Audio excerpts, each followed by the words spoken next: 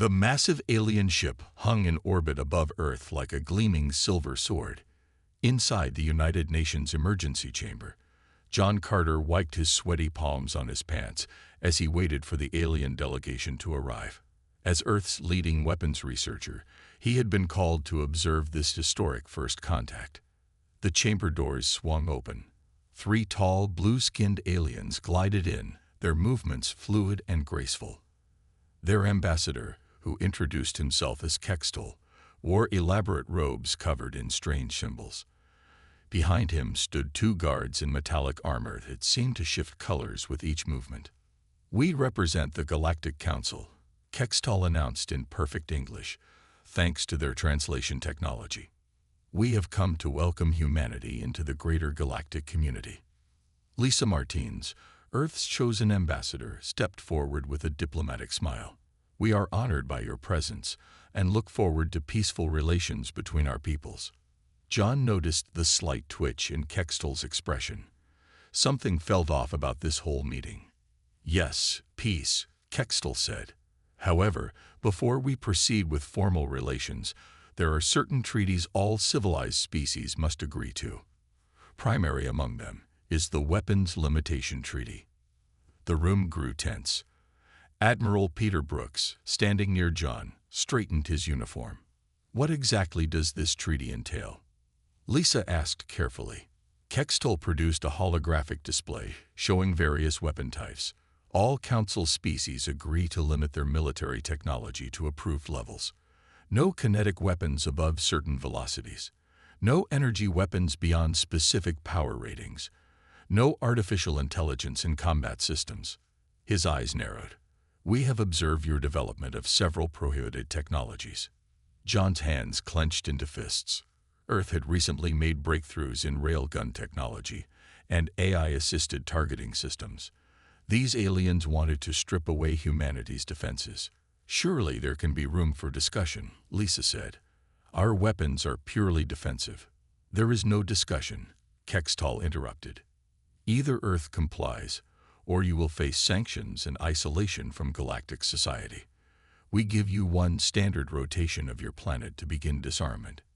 Admiral Brooks stepped forward. "And if we refuse?" The alien guard's armor rippled threateningly. Kextol smiled, but it didn't reach his eyes. "Then we will be forced to ensure compliance through other means." After the aliens left, the chamber erupted in angry discussion. John found himself pulled into an impromptu meeting with Admiral Brooks, Lisa, and other military leaders in a secure room. "They're trying to neuter us," Brooks said, pacing. "Make us defenseless." Lisa rubbed her temples. "We need to buy time. Maybe we can negotiate." "They're not interested in negotiating," John cut in. "Did you see how they dismissed everything you said? They expect us to roll over and submit." "Then we don't submit," Brooks declared. "Carter, how close are we on the new quantum weapon designs?" John pulled up classified files on his tablet. "The theory is solid. We need maybe 6 months to have a working prototype. But if the Council is watching us, then we go underground," Brooks said. "We move key research to hidden facilities. On paper, we'll appear to comply while secretly preparing for the worst." Lisa looked troubled. "This is dangerous. If they catch us, if we don't do this, Earth becomes defenseless," John argued. "I studied their tech from the scans we took. Their weapons are advanced, but they've stagnated. They haven't made any major innovations in centuries. Meanwhile, we're pushing boundaries every day." Over the next week, Earth put on a show of compliance. Old weapons were publicly destroyed while new facilities were quietly built in remote locations. John found himself working around the clock in a secret base beneath the Rocky Mountains. The Council seemed satisfied at first. They established an embassy and began cultural exchange programs that felt more like surveillance. But tensions rose when they demanded to inspect military bases and research facilities. 1 month after first contact, Council ships appeared above Earth's Mars colony. Their demands were clear. Either Earth signed the treaty and submitted to full inspections, or they would establish a blockade of all human space traffic. In his underground lab, John watched the news with growing anger. Next to him, Dr. Susan Wright, his best researcher, was running simulations on their latest prototype. "They think they can keep us confined to our solar system," she said. "They have no idea what we're capable of." John nodded, watching the test results scroll across his screen. The quantum cascade effect was proving more powerful than they predicted. Humanity has always been at its most innovative when backed into a corner. They're about to learn that the hard way. Admiral Brooks visited the facility that evening, reviewing their progress. "The Council is getting suspicious. We've detected their ships scanning for hidden bases. How much longer do you need?" 3 months for the first working prototype, John said. "Maybe 5 for something we can mass produce." "You have 2 months, Brooks replied. "Our intel suggests they're planning to force the issue soon. We need to be ready." That night, as John worked late in his lab, he thought about how quickly everything had changed. Just weeks ago, humanity had been excited about first contact. Now they were preparing for what might become an interstellar war. His computer beeped, drawing his attention to the latest test results. The numbers made him smile. The Council thought their rules and treaties defined the limits of warfare. They were about to learn that human innovation recognized no such bounds. In orbit, Council ships maintained their threatening presence, unaware that deep beneath Earth's surface, humanity was about to rewrite the rules of space combat. Their weapons might have dominated galaxy for centuries, but they had never faced an enemy quite like humans. John saved his work and headed for his quarters. Tomorrow would bring more challenges, more breakthroughs, more preparations for the coming storm.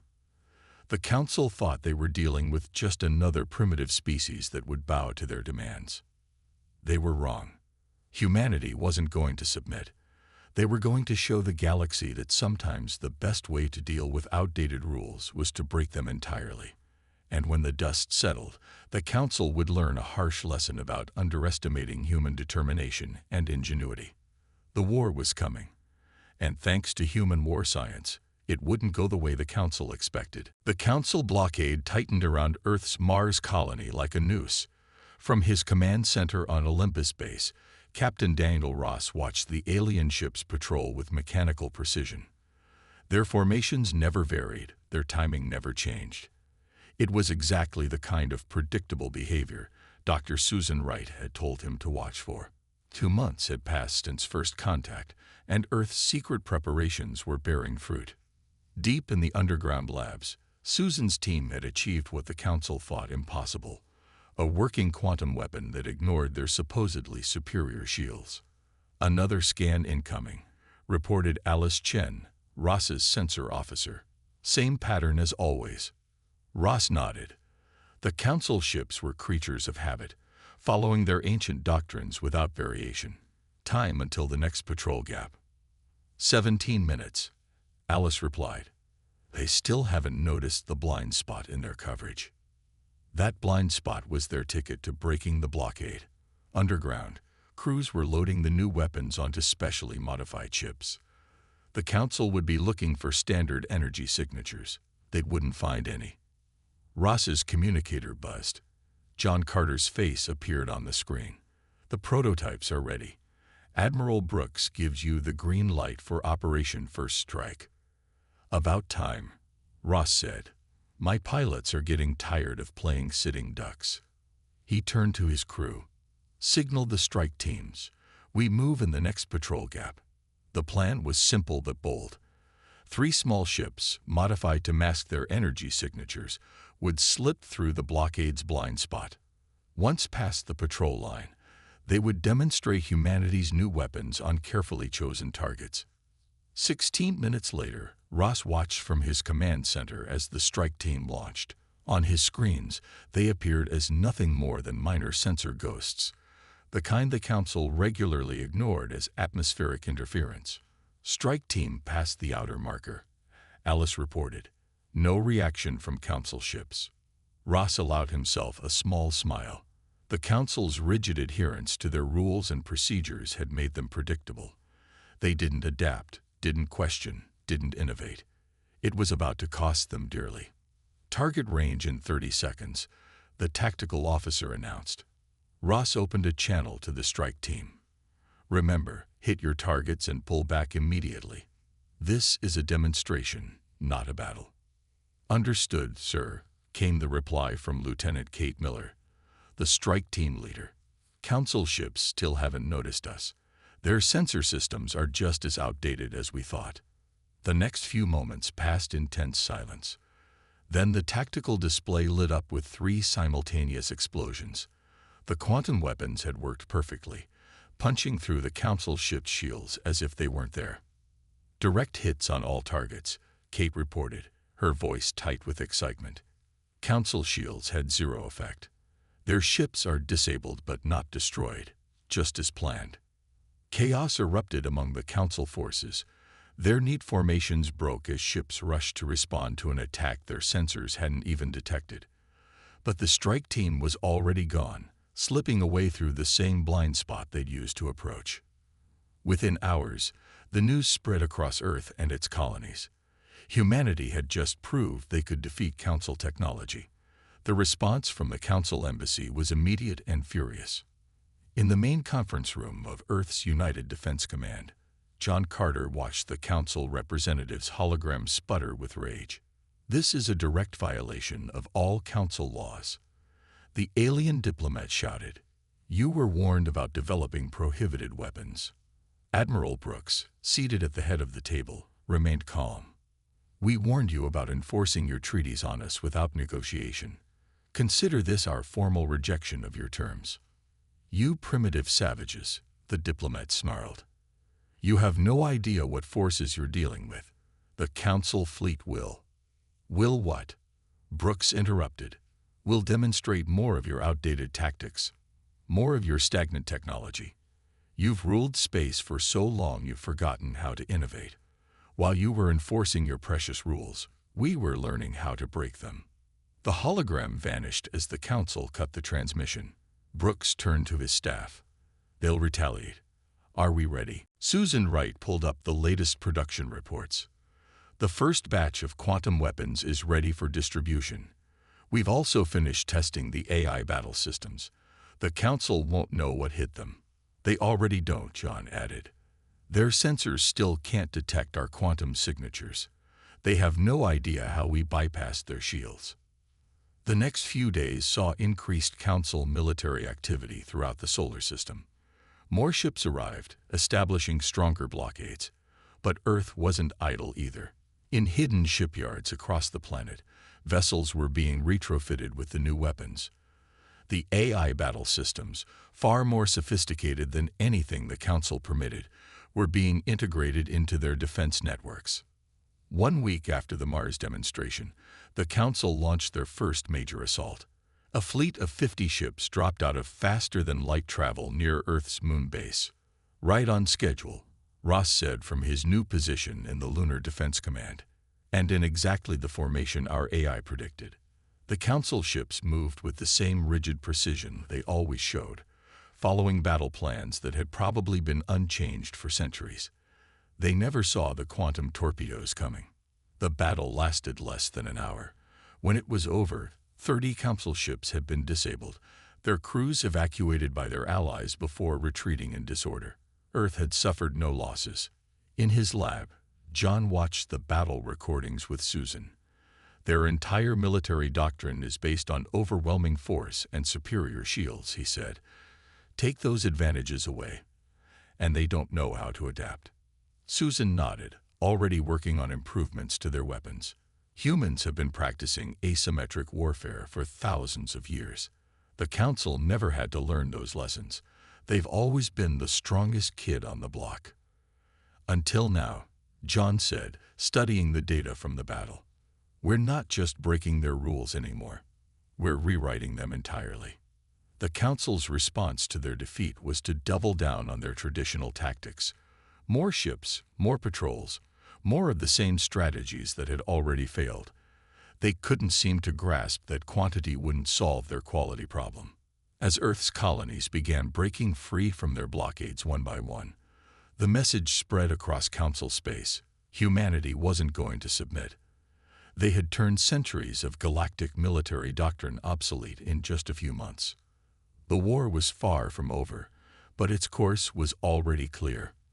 The Council would either adapt or fall, and they didn't seem capable of adaptation. Their own rules had become their biggest weakness. In his command center, Ross watched the Council ships regroup for another assault. "Send word to all defense stations," he ordered. "Show them what human war science can really do." The battle for humanity's independence was entering a new phase, and the galaxy would never be the same. Mary Thompson stood in front of the holographic display, watching the battle simulations with intense focus. Her team had just completed the latest version of the shield-penetrating technology, and the results were beyond even their optimistic predictions. "Run it again," she ordered, adjusting her glasses. "I want to see how it performs against their newest defensive configurations." The simulation played out once more. Council ships appeared in their standard formation, their latest shield modifications glowing bright blue in the display. The human ships approached, looking deceptively vulnerable. When the quantum weapons fired, the Council's enhanced shields lasted exactly 2.3 seconds longer than their previous version. "They're still thinking linearly," Mary muttered. "Just trying to make their shields stronger instead of fundamentally changing how they work." Her lab partner, Steve Norton, nodded in agreement. "They've been the dominant force in the galaxy for so long, they don't know how to think outside their box." The door slid open, and John Carter walked in, looking tired but excited. "The AI integration tests were successful," he announced. "The new battle system learned and adapted faster than we expected." This was the breakthrough they'd been waiting for. While the Council refused to use AI in military applications, humanity had embraced it fully. Their new system could analyze Council battle patterns and develop countermeasures in real time. "Admiral Brooks needs to see this," Mary said, gathering her data. "We're ready for Operation Breakthrough." The operation had been months in planning. With their colonies still under blockade and resources growing thin, Earth needed to make a decisive move. The plan was to break through the Council's defensive lines at multiple points simultaneously, using their new technologies in ways the enemy couldn't predict. In orbit above Earth, Admiral Brooks studied the final battle plans with his command staff. The holographic display showed Council positions across 3 star systems. "Their reinforcements are still arriving in predictable patterns," reported Captain Ross, now promoted after his successful Mars operation. "The AI confirms they haven't deviated from their standard response protocols." Brooks nodded grimly. "They're so convinced of their superiority, they can't imagine we might actually be ahead of them technologically." He turned to his staff. "Is everyone clear on their roles?" The assembled officers nodded. Each would lead a battle group equipped with the latest quantum weapons and AI systems. Their targets were the key Council strongholds maintaining the blockades. "Remember," Brooks continued, "we're not just fighting ships. We're fighting centuries of military doctrine. They'll try to respond according to their rulebook. Make sure that rulebook becomes their weakness." The operation began at dawn Earth time. Across 3 star systems, human ships appeared simultaneously, their advanced stealth systems keeping them invisible until the last possible moment. The Council's response was exactly as the AI had predicted. At Alpha Centauri, Kate Miller led her squadron against a Council battle group. The alien ships formed up in their standard defensive pattern, expecting a frontal assault. Instead, Kate's ships split into smaller groups, attacking from multiple vectors with constantly changing weapon configurations. "They can't adapt fast enough," Kate reported back to command. "Their formations are breaking apart." Similar reports came in from the other battle zones. The Council's rigid tactics were falling apart in the face of humanity's fluid, AI-assisted combat style. Their ships were powerful but predictable, their crews trained to follow protocols that were now centuries out of date. In her lab, Mary monitored the battles through data feeds, making real-time adjustments to the quantum weapon frequencies. The Council had finally started modifying their shields in the middle of combat, but the AI was adjusting faster than they could react. Their entire military structure is based on hierarchy and fixed responses, she explained to John as they worked. They physically can't respond as quickly as our automated systems. The battles raged for hours. Council ships fell back in disarray as their formations were torn apart by attacks they couldn't predict or counter. Human losses were minimal, thanks to the Eye's ability to anticipate enemy actions and adjust defensive measures accordingly. By the end of the day, the Council's blockade had been shattered in 3 star systems. Their remaining ships retreated to their core territories, leaving behind disabled vessels and confused crews who couldn't understand how they'd been defeated so thoroughly. In the aftermath, humanity began establishing its own patrol zones, securing the freed space around their colonies. Council diplomats demanded emergency meetings, but their threats had lost their power. Elizabeth Brown, who had replaced Lisa Martinez as Earth's chief diplomat, met with the Council representatives.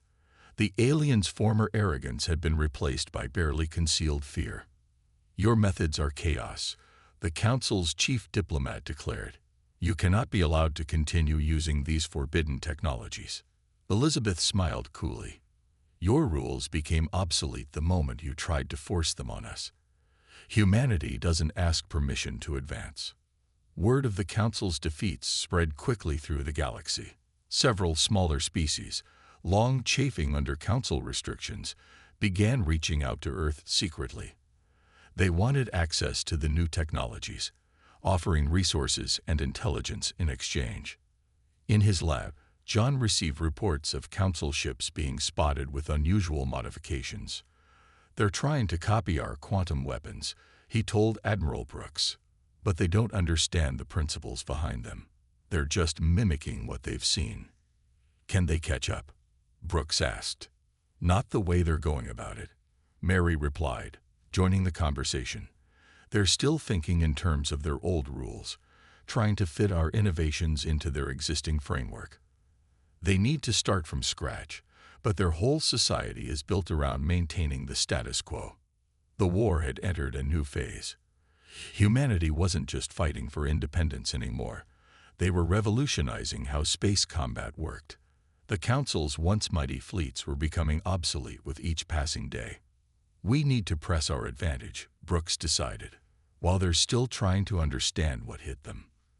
The next phase was already being planned.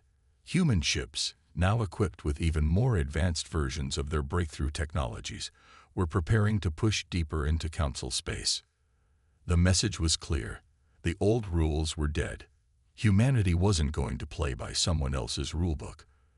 They were writing their own, and the galaxy would have to adapt or be left behind.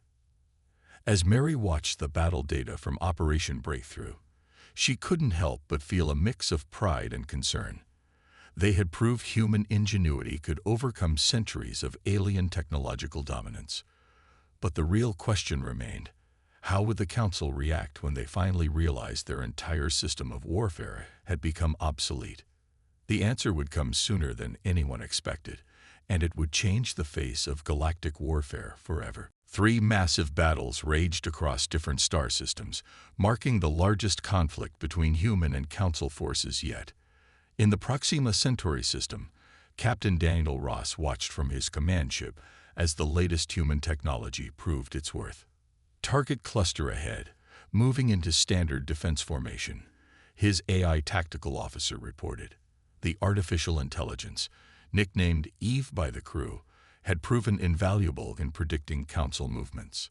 The Council fleet, nearly twice the size of Ross's force, spread out in their traditional battle line. Their ships still gleamed with the same polished perfection, but now they showed signs of hasty modifications, desperate attempts to copy human technology. "They've added quantum shielding to their lid ships," Eve noted, "but their implementation is flawed. They don't understand the basic principles." Ross nodded. "Show them what the real thing can do. All ships, execute pattern delta." His fleet broke into smaller groups, each moving in seemingly random patterns that were actually carefully calculated by Eve to exploit gaps in Council formations. The quantum weapons fired, and despite their new shields, Council ships began falling. Meanwhile, in the secret research facility beneath the Rocky Mountains, Dr. Susan Wright had just achieved another breakthrough. She rushed to the main lab where John Carter was coordinating the battles. "The cascade effect," she said, catching her breath. "We can make it self-sustaining." John looked up from his displays. "You've solved the power drain issue." "Better." Susan pulled up her data. "We can make the quantum effect spread from ship to ship. Once it starts, their own shield networks will carry it through their entire fleet." This was the game changer they'd been waiting for. Until now, they'd had to target ships individually. This would let them disable entire formations with a single shot. In orbit around Saturn, Mary Thompson was overseeing the first test of their new guerrilla warfare tactics against Council space stations. Small, AI-controlled drones slipped past the station's defenses, too tiny to trigger their automatic targeting systems. "Old technology has old limitations," Mary told her team. They never planned for threats this small. The drones attached themselves to key points on the station's hull, their quantum-tipped warheads easily penetrating the outer defenses. Within minutes, the station's power grid failed, leaving it helpless. Back in Council space, the alien leadership was facing their first real crisis in centuries. Their carefully ordered society was crumbling as news of defeats spread. Elizabeth Brown, working through diplomatic channels, received reports of growing unrest. "Several Council member species are questioning the leadership," she reported to Admiral Brooks. "They're demanding access to human technology." "Good," Brooks replied. "The more divided they are, the less effectively they can fight." The Council's desperation showed in their next attack. They gathered their largest fleet yet, over 300 ships, and launched an all-out assault on Earth's forward bases. Ross's fleet met them at the edge of the Arcturus system. This time, he had Susan's new Cascade weapon ready. "Multiple Council formations detected," Eve announced. "They're attempting to surround us." Ross allowed himself a small smile. "Let them think they have us. Bring the Cascade weapon online." The battle that followed would later be called the Turning Point. The Council fleet pressed forward, their ships arranged in perfect, textbook formations. When they were fully committed to the attack, Ross gave the order. A single quantum cascade torpedo launched from his flagship. Council sensors barely registered it as a threat. Their upgraded shields flared as it struck the lead ship, and then kept flaring as the effect spread from vessel to vessel through their own shield network. Within minutes, nearly a third of the Council fleet hung powerless in space. The rest broke formation for the first time in recorded history, their crews panicking as they watched their supposedly superior technology fail. Status update from all sectors, Brooks demanded from his command center back on Earth. The reports flowed in, Council forces in retreat across multiple systems, their space stations falling to guerrilla attacks, their member species beginning to rebel against weapons restrictions. John and Susan watched the battle data pour in from their lab. "They still don't understand what's really happening, do they?" Susan asked. "No," John replied. "They think this is just about better weapons. They don't see that we've changed the entire nature of space warfare." The Council's rigid doctrine, once their greatest strength, had become their fatal weakness. They couldn't adapt to human innovations because adaptation itself went against their fundamental beliefs about how war should be conducted. Mary's guerrilla teams struck deeper into Council space, targeting their infrastructure. Elizabeth's diplomatic efforts widened the cracks in their political unity. And everywhere, human ships proved that centuries of galactic military doctrine had been rendered obsolete. In a secure conference room, Earth's leadership met to discuss the next phase. The holographic displays showed Council space fracturing as more species broke away from their control. "We never wanted this war," Elizabeth reminded them. "But now we need to end it decisively." "Agreed," Brooks said. "We have the momentum. We have the technology. And most importantly, we have their fear." The Council had feared human innovation from the start. That's why they had tried to restrict it. Now those fears had become reality, and their entire society was paying the price for their inflexibility. Ross's fleet pressed their advantage, pushing deeper into Council space. Their new technologies had changed the rules of engagement so completely that the enemy couldn't even understand how they were being defeated. The turning point had come.